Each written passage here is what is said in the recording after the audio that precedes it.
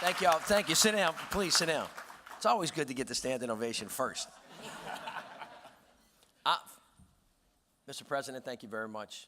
Madam President, your incoming is going to be great, and it's great to see all of you. First of all, I'm just freaked out that all of you actually woke up this early in the morning in New Orleans.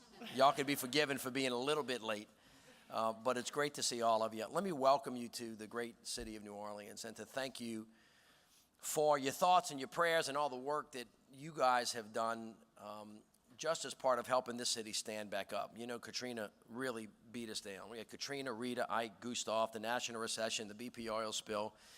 We had a tornado. We had the Great Recession. And then, of course, just welcome to Tropical Isle. We had another episode this week. And so the city of New Orleans has, with your help, become an ascendant city. We were a descending city for a very, very long period of time. But we have become one of the great American comeback stories because we all tried to do it together. And today, 12 years after Katrina, you see a city that's rebuilt its education system. Our graduation rates are up. Our dropout rates are down. Our achievement gap between the kids in the city, my kids that they said couldn't learn, and the kids of the place has closed completely. I mean, it's really been an amazing transformation. Our healthcare delivery system, notwithstanding the upset that they're having in Washington as we speak about the Affordable Care Act, has reorganized itself, and we've created 88 primary health care clinics to where women that weren't able to have access to mammograms are now really getting early screening for cancer. We have a lot of our moms being able to take their kids to primary care centers rather than hanging out in an emergency room for 13 hours and losing their job.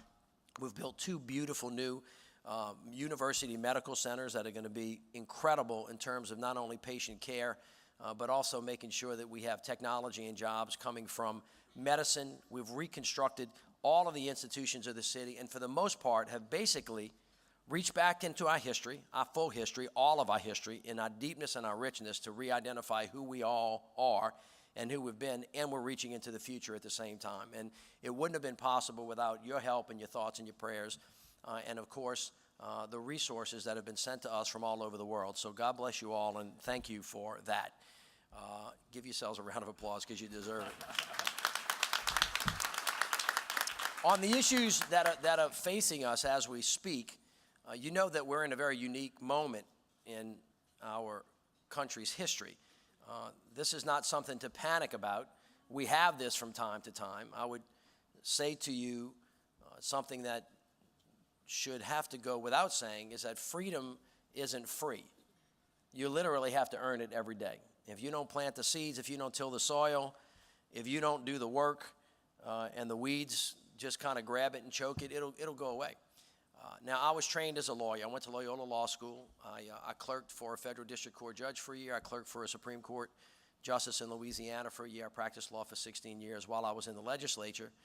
Served as lieutenant governor and have been the mayor for the past 7 years. We'll be finished in 320 days, 8 hours, and 32 minutes. So I have I'm counting. So I have a broad sense of where we've been and where we are.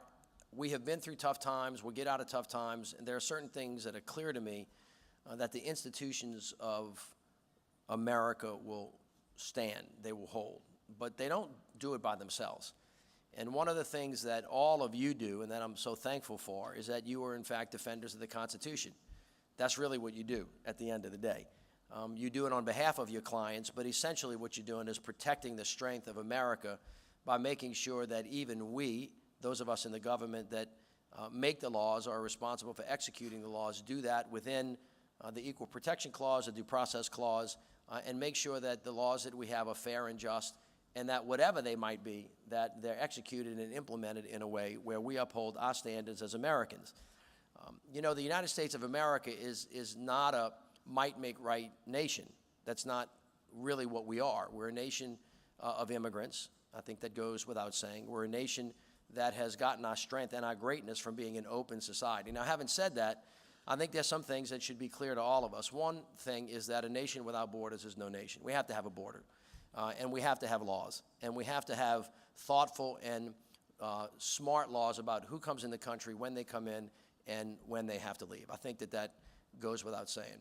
And it seems to me that this fight that we're having right now, that is robust and it's intense, and in some instances just seems so unusually harsh and out of bounds, would not be taking place if Congress enacted comprehensive immigration reform. I think that, which goes to the issue, and that means a lot of things to a lot of different people, but it goes to the issue of just Washington not getting its job done. And when Washington is in abeyance, when the jump ball is in the air all the time, the scrum on the ground really gets difficult and it really gets hard. And we're in that moment as we speak. So I think the big picture here, whether we're talking about infrastructure, whether we're talking about tax reform, whether we're talking about immigration reform or healthcare reform, is that Congress get to work. And I just want to say this to you guys. I'm from the radical center. That's just where I live. And compromise is not a dirty word. There is giving and there's taking, there's yelling and there's screaming, but at the end of the day, we have got to come to resolution on complicated issues, and then we have to all follow the law. That is just 101, and we've gotten past 101 for a long time and not been able to execute. And I think one of the reasons why the country isn't so much upset is because they cannot seem to get to yes on anything, which brings us to the specific issue that you guys are working on, and I thank you for all of your work. Where's Joseph? Joseph, raise your hand. Joe's in the back. Joe's been knowing me since I was a young lawyer, and you're right. Joe now is the cool kid. A long time ago, nobody wanted to be an immigration lawyer, and now everybody does, right? So y'all are the cool kids on the block, and you ought to wear that proudly. But as we sit through this, it just seems to me generally that there almost is a consensus very broadly on what immigration reform looks like. I don't think that there are many people that disagree that we have to secure our border. I think there's a lot of disagreement about exactly how to do it. I think that the higher you build that wall, the higher somebody's going to build a ladder. And there's a much better way to figure out how to do that. I think that everybody has agreed in this country that we're not going to try to take all the kids, and the dreamers and pick them up and throw them out of the country. I hope that all of you agree not to get trapped into the notion that we're here to protect violent criminals who are here to hurt us. That's not a trap that you want to be in. They've now redefined sanctuary cities as cities that are protecting violent criminals. That's never what a sanctuary city was designed for. And by the way, in the law, as far as I know it, there is no definition of a sanctuary city. So I don't know what law school y'all went to, but the law school I went to said that if a law is vague or there's no definition in it, that's a real problem when you try to say that someone's violating something that's not in the law. But I wouldn't get caught in the trap that the other side wants to set for you, that your job is to protect violent criminals. There's no mayor in America. There's no police chief in America. And by the way, there's no lawyer in America. I know you defend your client and do what you have to do and make sure that the government proves their case. But we're not in the business of saying that the reason why we're here is because we're trying to protect violent criminals and maintain their rights to stay here, even if they're going to hurt us. But then there are 11 million undocumented folks that are here. And I don't think anybody in the country believes that we're in a position to, or have the will to, or that it's right to try to create civil deportation forces in our local police departments to round up 11 million people and send them out of the country. I don't think it's what's going to happen. Number one, I don't think it's going to happen. Number two, if you tried to do it, it wouldn't be practical. And all you have to do is think about it to count what it would actually take to do a thing. You see, I'm a mayor, all right? And this is the way mayors think. We're in real time and in reality. So if you said to me, I got a problem that I want to fix, my first response to you is not, is it right, is it wrong? My first brain goes to, well, how would I actually do that if we got to the end game and putting all the arguments aside, we were going to get to do it? So if you said to me, I want to build a wall, I would say, not, well, is that a smart idea or not a smart idea? Let me figure out whether we can do it. Well, how long would the wall be? How high does it have to be? How deeply in the ground does it have to go? What kind of material would we use? How long would it take to do it? Who would actually do it? When would they start? When would they end? And then you would add it all up, and then you would look at it and think, wow, that's a lot of money. Where would we get it from? And who would pay it?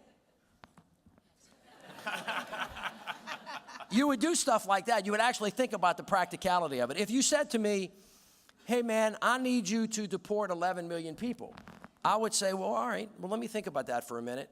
How would actually we do that? Like, where are they? How would we go get them? Who would do it? How many people do you need? Once we had them, where would we put them? How long would they stay there?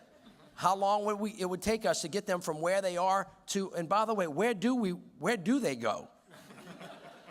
Those kind of things. And so, if you think about that, most reasonable people would let their ideology start to kind of bend into the practical reality of then the rightness and the wrongness, the morality, the mercy, and then the general parameters of the country, and then they would form into a reasonable solution that took into consideration our values, our principles, and our ability to actually get the thing done. And if we had that kind of reasonable discussion that I think Congress could have if they would actually face it, my sense is they could come to some thoughtful immigration reform that would probably make some people in this room a little unhappy and some people on the other side unhappy, but would get us much closer to getting out of this trap that we seem to be having these wars over every day. And then we could get to doing good things that actually put people back to work, gave us health care, built infrastructure, and then work. That would be a better process. But in the meantime, if they're not going to do that, it's your obligation to represent your clients.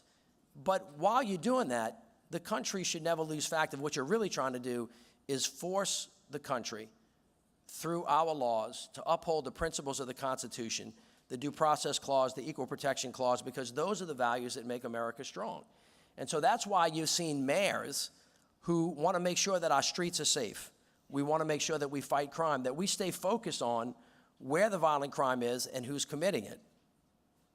And it's not the refugees and not disproportionately people that are not documented. That's not where our problem is in our cities. Not to say that it doesn't happen from time to time, but I think what we're trying to say is in America, we have to stop scapegoating each other based on race, based on religion, based on ethnicity, based on sexual orientation. The real simple rule, and this is true when police officers are looking to stop somebody on the street, or when somebody wants to engage in prejudice against a police officer, don't judge somebody by the color of the uniform that they wear. Don't judge somebody by the color of their skin. Don't judge somebody by their status. Don't judge somebody by their orientation. Judge them by their behavior. And if you can stay focused on that very simple fact, that takes you to a very simple place as laws apply to people equally, and we do so objectively, and we do so with strength, and we do so with mercy. There is a sweet spot there, but people act like that's a foreign thing. When America is operating at its best, we judge people based on their behavior. We don't judge people based on these characteristics that have really nothing to do with how they may or may not have acted. And on top of that, we take responsibility for the mistakes that we make, and other people should take responsibility for those. And when you scapegoat people and you turn us against each other and you make us afraid, or you make us afraid of other people who are not there, you create a certain type of irrational behavior that takes us to a place that America is not now and never has been. So that's why the city of New Orleans has always been proud to be an open and welcoming city. If we didn't, or we weren't, we would actually deny our history. You see, this city that you're in, which is part of what the monuments discussion was about, is for us to remember our whole history. We're going to celebrate our 300th anniversary next year in May of 2018. And this city, which was here, by the way, before the country had actually formed, all right, is a city that is born of people that were here 1,000 or two before anybody whose name you know in the history books ever showed up. And not only were they here first, but the more important thing is that part of our culture has developed from the work that they did. And then, of course, the Spanish came, and then, of course, the French came, and then the German came, and then people forced our now African-American ancestors to come. And so all of those different cultures came here and blended into this new beautiful thing called New Orleans that just gets all up in you, which makes this place the really cool place for really cool people and why everybody in the world wants to live here. It would be like us saying, no, that we're not really that new thing.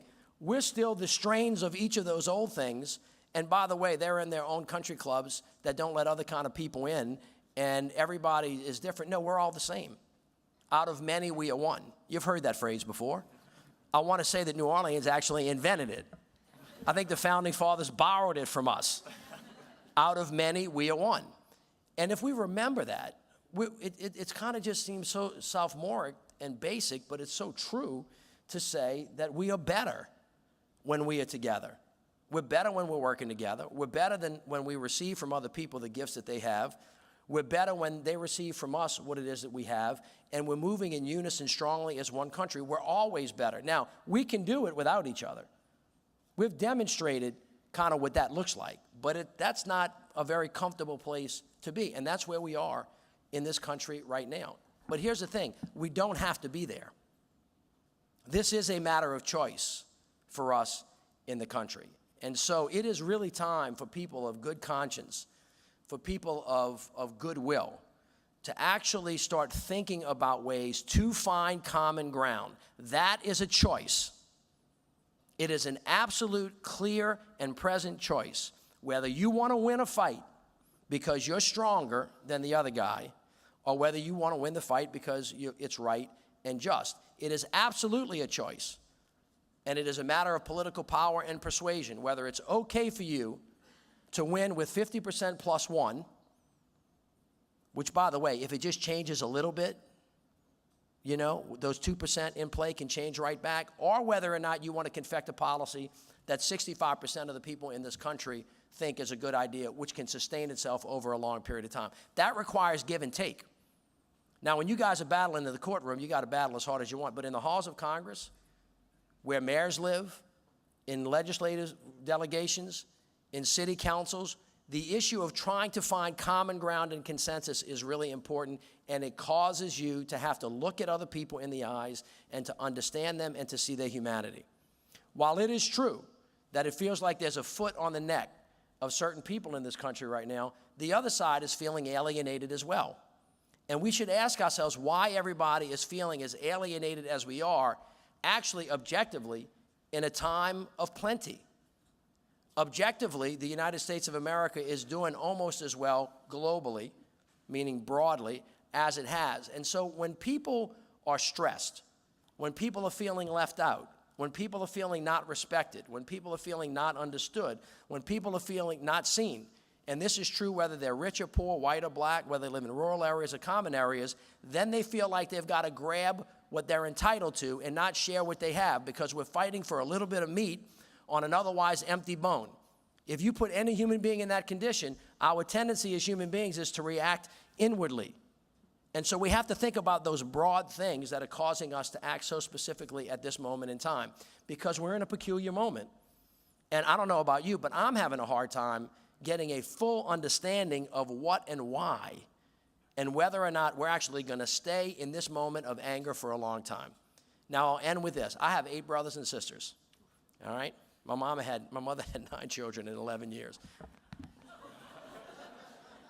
And between us, we have 38 nieces and nephews, and my wife and I have 5 children. All right, so this is not unlike a family fight. Now, I don't know about your mom and daddy, but when we were fighting over what seat we were sitting at the dinner table, or who was going to get the last piece of toast, or who was going to get the biggest piece of meat, or who was going to get, y'all did do that when y'all were watching TV and you got up and you said saved, and when you came back, somebody took your spot? That was a fight. My mother and father made us kneel on the ground and put our heads together. Have y'all ever done that? Any mamas and daddies and make your kids do that? I don't know about you, but almost every time that happened, no matter how much I hated my sister for taking my stuff, we eventually got back together and figured it out. Because there are no things that we're doing right now that can't be fixed. There are no problems that we have that can't be solved. There are no offenses that we've created with each other that we can't put back together by saying, I forgive you, or I'm sorry. We can do that as a nation. We can heal as a nation. We don't have to stay in this moment of antipathy, with each other, but that is a matter of choice. So I know that you guys are all revved up. There's a big fight to be had. When injustice is out there, you got to fight it every step of the way. When somebody that is a lawmaker is trying to do something that is unjust, you have to do that. But at the end of the day, we are all Americans. All of us are Americans, and we are better when we're together. And it's going to take a lot of adults in the room and a lot of breath and a lot of thinking to get us back to a moment of peace. Because when we're at peace, and that just doesn't mean not in war, it means civilly when we are in peace. When we're pushing in the same direction rather than pulling and pushing, it's all going to be better for all of us. And I promise you, if we can create a condition in this country where everybody's working, when everybody has access to health care, when everybody feels like they're being treated fairly by the justice system, when we are actually working together rather than apart, there's nobody in the world that can come close to competing with the United States of America. So when people say, when people say that they want to make America great again, we're great already. We are great already. But that is not to say that we don't have issues that we have to work on collectively. But how we do it is important, because it's not just the what, it's the how. And I can tell you from New Orleans' experience, coming back from a near-death experience, resurrection and redemption come from the most unlikely of places. The reason we have been able to come back is not because any one particular person here is better than anybody else. It's because everybody was at the table all of the time. The federal, state, and local government, horizontally and vertically. The faith-based community, incredibly important. Not-for-profits, philanthropy, and each individual citizen, understanding that when it was wet, when the water was rising, when they didn't have anywhere to go, they didn't care who was in the boat. They didn't care whether the boat was a white boat or a black boat or a Hispanic boat. They got in a damn boat. Because we all had common threats. We all had common opportunities, and we all had common responsibilities.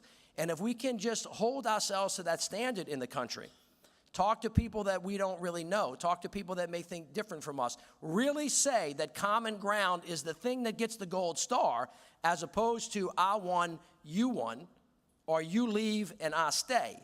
Common ground. When that gets to be our North Star, that's when we're going to feel good about who we are, and that's how we are going to realize how great America really is. God bless you, and thank you so much.